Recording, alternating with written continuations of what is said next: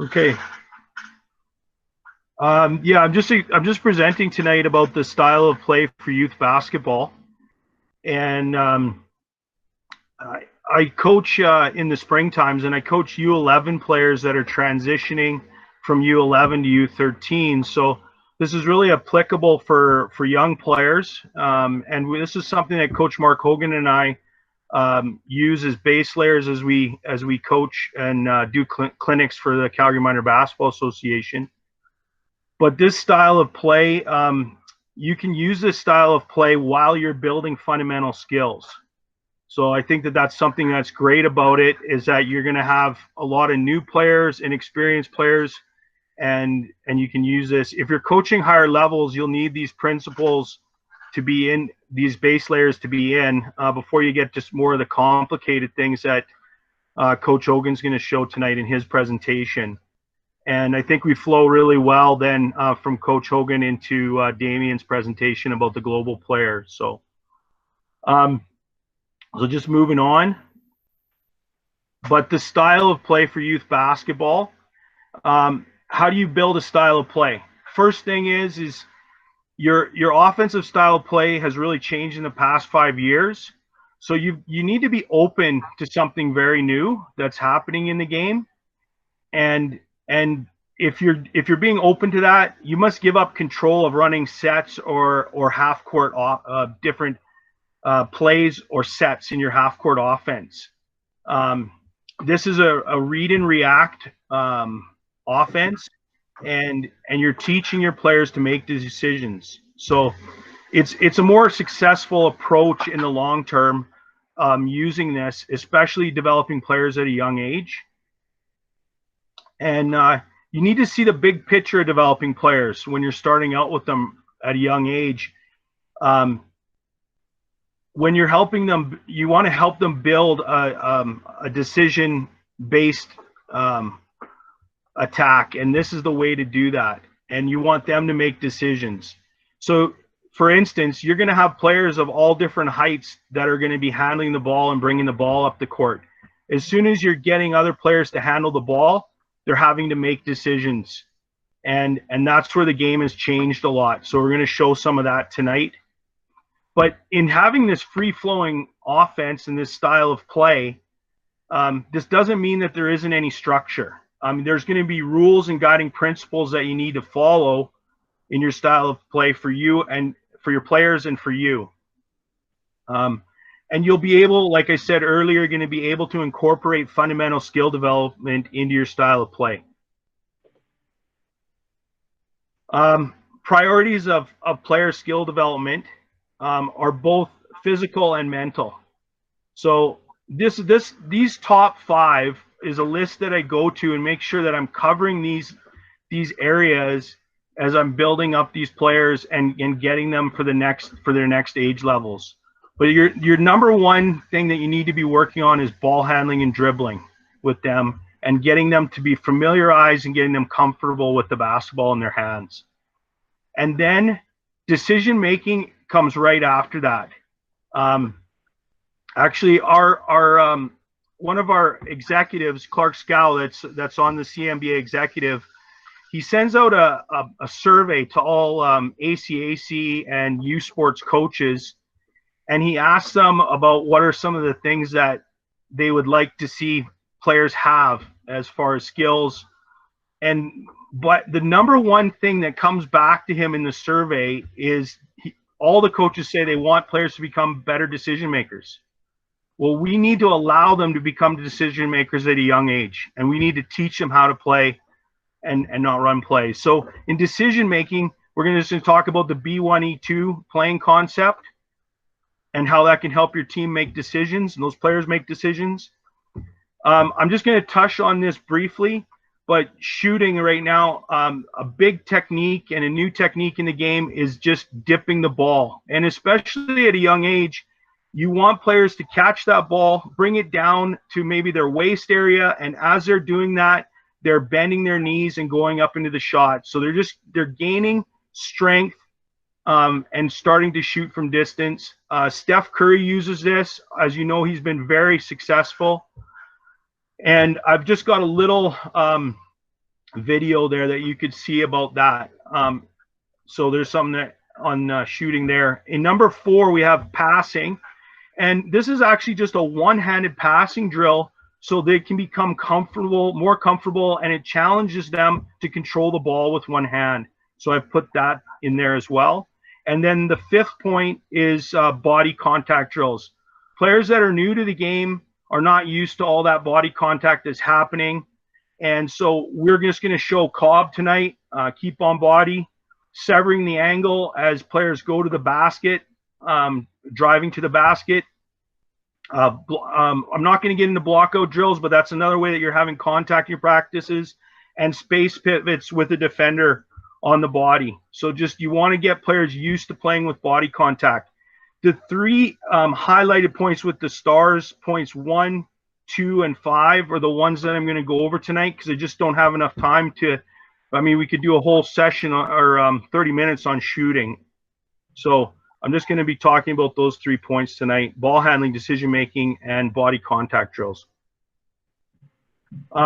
Ball handling familiarization, just talking about it earlier, but dribbling in 3 phases, this is key. A phase is on air. The player could be using 1 ball, 2 balls. They could be using a tennis ball, a beanbag, a balloon is a great object to use, and just helping them keep their head up as they're dribbling and trying to keep the balloon up in the air. B phase is guided. So it's a guided defense. It could be a defender, it could be the coach, it could be a prop. You could be using cones or chairs. And C phase. You need to get to C phase, one-on-one live. Players really improve in C phase, and this is where you see the most improvement. You can allow stealing or not. So, I mean, if you start out without your defender stealing, the players can develop some confidence, and then maybe as you go on into your season, then you can add stealing of the ball when they're playing one-on-one live, and this really helps them gain confidence. But you need to get to C phase because we do so much on air, and then we don't get to C phase. So just a key thing in developing them. So once again, dribbling in C phase, one-on-one full court. When you're full court one-on-one is a great opportunity to introduce the B1 concept. And what is B1? Anytime a player has the ball, it is their responsibility to beat one defender. If the player has a drive line, is an open attack to the rim, they're trying to go all the way to, if they beat that one defender, they're trying to go all the way to the rim to score. When a player is going B1 and beating that one defender, they need to turn the corner or sever the angle. They need to get that defender on their back and take away their recovery so that they can't get back into the play. And now they're fully committed and beating that one defender and getting to the rim to score. Also, when you're working in B1, as you can see from this drawing, this diagram, we have different alleys that we use on the floor, and we use 4 different alleys, but I'm showing the 2 inside alleys. There's also 2 outside alleys, but you want to bring the ball up in the inside alleys. This gives your players really good attack angles, as I'll show later.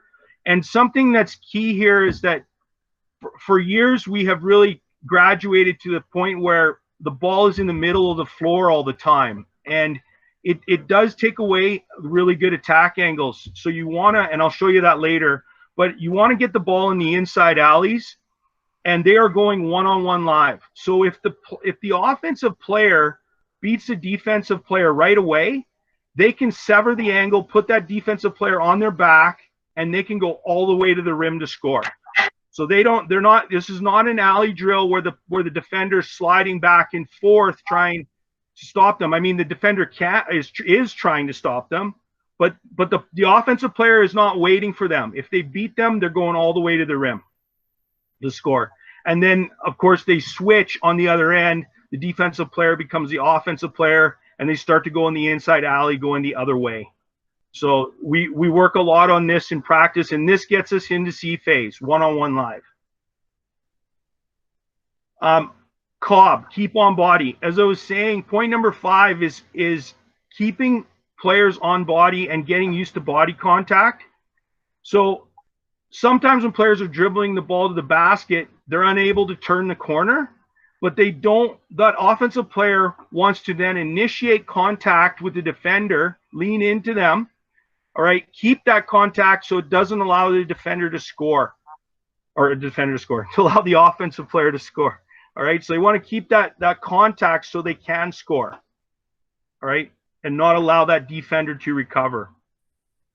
So I've got some great videos here that you can click on to see that, all right, that you can reference to. And I know Regan's going to provide this afterwards to you also if you want to take a look at that. I've also have some videos. But one of the drills that we start with is when we're going, we're dribbling sideline to sideline in Cobb. You can see here that the offensive player is leaning in with that squiggly line, is leaning into the defender and getting used to that contact. The defender, they're usually leaning shoulder to shoulder, and then they start to straighten out a little bit as they go across and make it to the other side. And they're just getting used to that, having that defender against their body. And then they just switch on the other sideline and come back. So that's just the way that we get started in Cobb. Then we want to work on cobbing from the center court line to the hoop to score. And they're just getting used to that contact once again as they're going to the basket, trying to score in cobbing from center. And now they're having to score or having to get used to that contact as they're going up for a shot. So I think this is great. And then they just switch and go the other way, and it just continues. So just a great build up in cobbing. What is E2? When a player is going B1, they might engage a second defender. If a player with the ball engages a second defender, they become a passer. So, and they pass to the offensive player where the defender came from. This is called E2. E2 creates a team that shares the ball. So when someone's going B1, if they engage a second defender, as that player is coming towards them, that defender is coming towards them, they're making that pass, they're sharing the ball.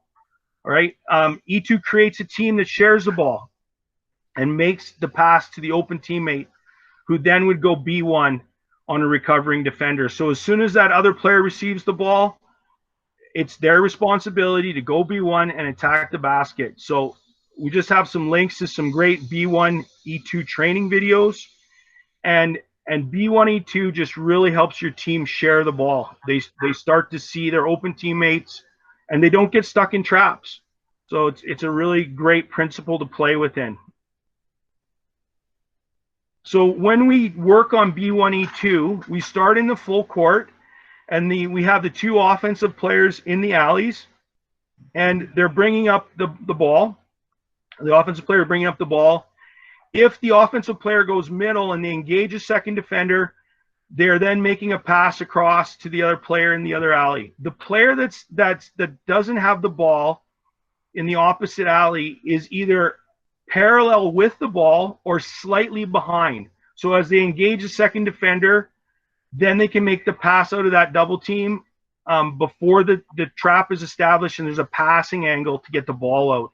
And now that player that's received the ball in the other alley, now they're going B1 and attacking the basket. So you want to develop a B1 mentality in your players, and you want them attacking the basket. And one of the, I've got some reference videos to that here. But one great drill that we use is called Spurs 3 pass, and it starts out 3-on-0. This was a former assistant coach of the San Antonio Spurs, James Borrego, and he worked on this with the Spurs every day in practice. And so this Spurs 3 pass is just a really great drive and kick drill, or a B1 E2 drill. And you can do this 3-on-0, and you can do this 3-on-3 live. And this is it here, but you can see player 1 at the top is attacking the paint. All right. They land on 2 feet when they get into the paint, and then they're making that kick out pass to number 2, and then they're curling out to the same side that they passed it to. And then player 2 is now attacking the paint lands on 2 feet, makes the kick out pass or the E2 pass, and now player number 3 is attacking the basket, and then they get into the paint, land on 2 feet, and now they've kicked out to number 1, who then drives and scores, and then it repeats with players 4, 5, 6. So this is a great little drill, and it's a great video to watch. It's only about 4 minutes long as this Spurs assistant coach shows this. To create transition and to create decision makers, when players rebound, we want them to rebound, peek, and go. Canada Basketball calls this rebound and go. And at a young age, if we add in peek, we have players, when they get the rebound, they're quarter turning in the air as they get the rebound, working on that. I'm going to show that in a minute. But when they get the rebound, they're peeking at the rim that they're going to score at. And this brings their court vision up right away. So they're right away, if someone is open ahead, they can advance the ball quickly on the pass. Or if no one is open ahead, now they can go, and they can see which alley they're going to go up in. Are they going to go up in the right alley, the left alley? Which alley is open to bring the ball up? So they can choose. And now they're not dribbling with their head down. So this is something just added at a youth level. But we want those players, when they grab a rebound, to land like a quarterback. So when that ball comes off the rim, the backboard, they grab it. They just, as they're jumping in the air, we work on a little quarter turn so they can land like a quarterback, and potentially you'd be throwing a baseball pass down the court to a player that's open right away. I've got another video clip to that as well. But so we just use this little breakdown drill. It's called toss and turn. And the player with the ball starts with their back to their partner. And they just toss the ball up in the air. They only toss it about 1 or 2 feet in the air, and then as they're going up to grab that ball, they just quarter turn towards their teammate, and then they just make a baseball pass to their teammate. Then the other player, once they get the ball, they turn their back to their teammate, toss the ball up in the air, and catch it and land like a quarterback with a quarter turn. So this is just a way to break it down and just to get them started. And we do this right from U11 through U13. So they just start this way. And then we start to go live. So we go rebound, peek, and go full court. And the player, so the 2 players, you have a partner in the ball. The player with the ball tosses the ball off the backboard. When that player, when their hands touch the ball, touch leather, all right, they're landing with that quarter turn, landing back, and as soon as they touch the ball and it's in their hands, then the player that's on the baseline, their teammate in the outside alley, they can take off. They can't take off before that, or the timing is off. We want to make sure they can make a pass on time, on target. So we have to really start this runner on the when the ball hits their hands. So once that offensive player, the ball hits their hands, this offensive player is releasing down the court, and the person that has the ball lands like a quarterback, and they can make 1 or 2 dribbles as they dribble out and they start to attack, and then they can pass the ball up to their teammates. So they're not passing it right away as soon as they get the rebound. They're passing it after 1 or 2 dribbles, and then they're passing to their teammate ahead, and then they just switch on the other end. So this is just how we start it. And this way, when we get rebounds, anybody could be getting a rebound in a game. We have different decision makers getting the rebound. We can get the ball up the court and attack quickly. Spacing spots. So as I was talking earlier, there's going to be structure, and I'm just going to show you the 8 essential spacing spots that you need. And as a great coach once said, spacing is offense and offense is spacing. So there's also a 9th spot on the floor, but this is not a positional spot. It's an action spot. So I'll show that. And so these are the spacing spots. You can see that the ball is being brought up here in this inside alley, and they're bringing it up to the left seam. Canada Basketball calls this the swing spot, but Coach Mark and I went over this, and we really felt that swing and wing were too close together in terminology, and there would be confusion amongst the players. So we've renamed this spot the seam spot. So this player is bringing up the ball on the left seam, We've got the left wing, left corner. We've got a holding spot and the sweet spot. And then we've had the same spots on the right-hand side of the floor. The sweet spot is the action spot under the hoop. So anytime a player passes the ball, all right, making a cut to the basket, if they don't receive the ball, they're touching this sweet spot and then they're heading out. We actually use carpet underlay, and we have it made up for us because the spots don't move around, and we lay these spots down on the court for every practice. So the players get used to using these spacing spots in their spacing structure. So spacing gaps. What is a single gap? If an offensive player with the ball is one space away from another offensive player, this is considered a single gap. Offensive players must pass in a single gap. So you pass in single gaps, but when you are, what is a double gap? If an offensive player without the ball is two spaces away from a player with the ball, this is a double gap. The player with the ball can drive to the basket in double gaps. So we want players to pass in single gaps, and we want players to go B1 and attack the basket in double gaps. Single and double gaps. So as you can see right here, the player has the ball in the left seam. If they're in the single gap, they could pass to the player in the left wing. And you can see the distance between the two players where there's a double gap. You have that player on the far right wing. This player has a great attack angle to get to the basket. And so when we get the ball off center and we get it into those alleys, and then we come up into the seam spot here, we have a great attack angle to the basket. And something that's this is something new in the game, where a lot of times we only had single gaps in our offense, and when players tried to drive, they couldn't get to the basket because the help side defense was there and established in the single gap. But by creating those double gaps, and in this double gap here, you can see how this player in the left seam can get to the basket. Offensive movement. As I was talking about earlier, if you pass in a single gap, you cut to the basket. This is our golden rule in youth basketball to create offensive movement. We really want, every time a player passes the ball, they have to cut to the basket. They can't deviate from that rule, or it jams up our flow of offense. So every time they pass, they cut to the basket. Coaches often ask, well, should I be teaching a front cut? Should I be teaching a back cut? When kids are starting out, just tell them to run to the basket. Just cut. And this is what Rick Torbett says in Bitter Basketball. Just have the players cut. Simplify it. As you go through your season, you can start to introduce face cuts and back cuts more. All right. But when you're starting out with your team, just cut. All right. Young players, we want to teach them to pass, cut, fill. This gets really good motion right away, and they don't have a lot of patience to start out.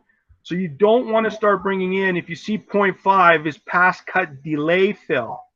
You don't want to bring this in right away, because young players, they need to keep moving, and this is how you need to start. But maybe midway in your season, as you're developing, then you start to bring in delay, because you want to create those double gaps where players can drive to the basket. But when you're starting out with young players, just start out with pass, cut, fill, and it keeps it simple for them. So I've got pass, cut, fill here in the diagram, and just everybody is moving to the ball. So player in the left seam just passes the ball to the player in the right seam, is making a basket cut, and you can see all these other players that are off the ball are starting to move into position to receive the ball in the single gaps. Draft drive off the cutter. So like I was talking about, there's pass, cut, delay, fill.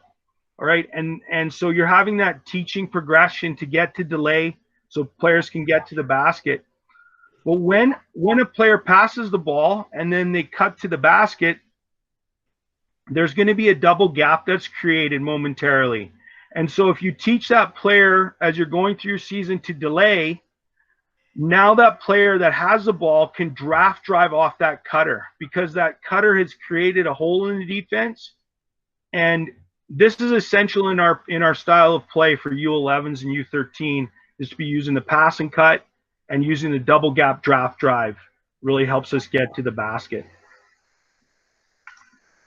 So as you can see here, player has passed the ball from the left seam. This spot is empty, and they're headed to the basket. And now there's a double gap between the player in the right seam and that has the ball, that's going to have the ball, and the player that's on the far left wing. And now this player that's cutting to the basket, they can go out. They could go left and head to the left holding spot. They could go right and head to the right corner.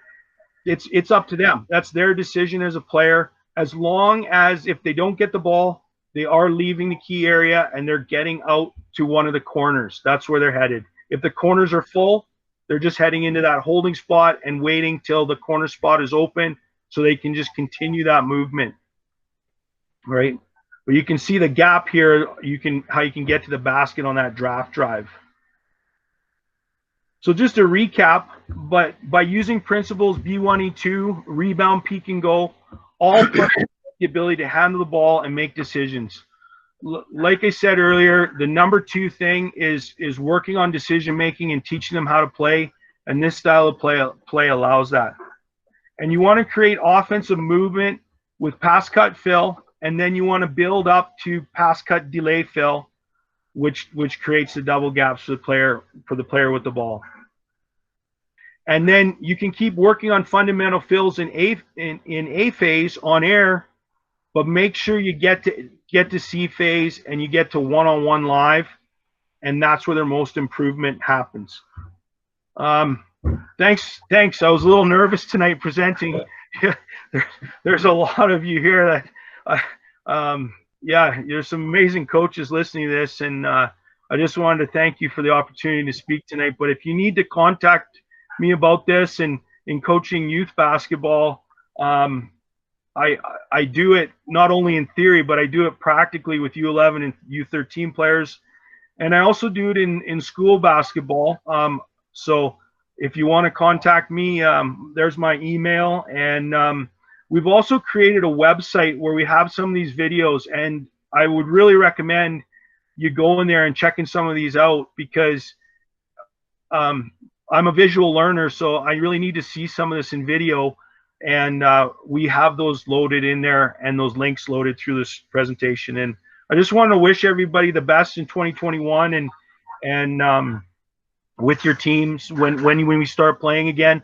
And I just think it's great that there's a lot of you online, because I think this is a great opportunity just to sit back and just learn more about the game and soak more in about the game. So thanks Regan, thanks Alberta Basketball for tonight.